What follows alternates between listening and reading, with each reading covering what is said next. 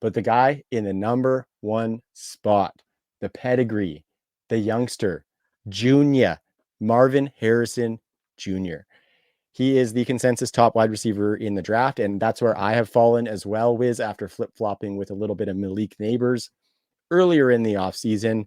Marvin Harrison, like, we think he's a top 5 lock. There's been a lot of buzz around him going to the Cardinals, and we will talk about that potential landing spot here in a second. But I've also seen a little bit of trade out buzz from the Cardinals with a team maybe wanting to come up and get that fourth quarterback, Wiz. Where do you think Marvin Harrison lands? Do you think he lands at 4 with Arizona? And if not, where do you think he might land, and how do you think he might fit? Yeah, so I've gone back and forth on this a little bit, Trav. And I think there is a case to be made. Does Arizona kind of tempt fate, right? And trade out of that fourth spot to kind of pick up some more capital.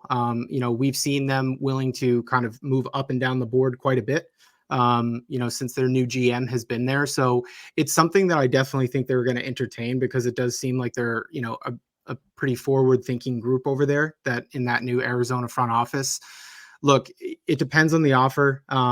If somebody comes up and says, hey, we want JJ or whatever that is, if the Pats do end up going quarterback at 3 and they get a Godfather offer to kind of move back, it'll be interesting to see how they handle it, because the reality is you're probably giving up on Marvin Harrison at that point, unless you kind of pull that double move, right? Like, so if they do kind of fall out of that spot, let's say, for example, let's say the Vikings kind of trade up into that, right? And they move back to 11. Well, maybe with a combination of whether it's 11 and 23 or 11 and other picks, can they get back into, kind of that top 5-6 area to get either one of Harrison, Neighbors, or Odunze?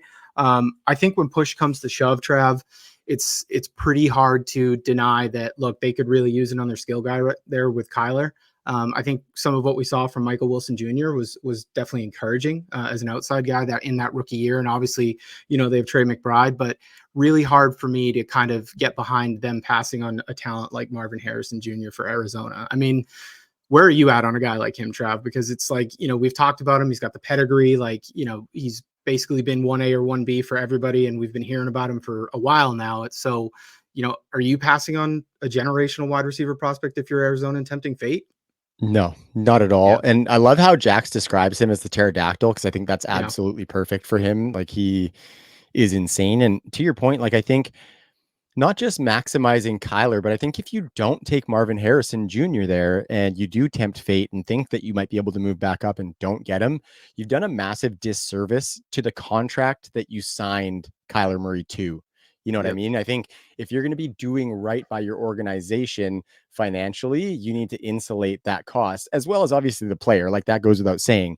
You need to insulate that player and do the best by him and put him in the best position to succeed. And I don't think Michael Wilson's going to be that wide receiver 1. I think he can be a nice wide receiver 2. Exactly. But he needs one of those horses at the top. And I think Marvin Harrison is going to be that. And I would be kind of baffled if they moved back if they moved back to 11 with Minnesota and almost took themselves out of being able to get any of those 3 receivers.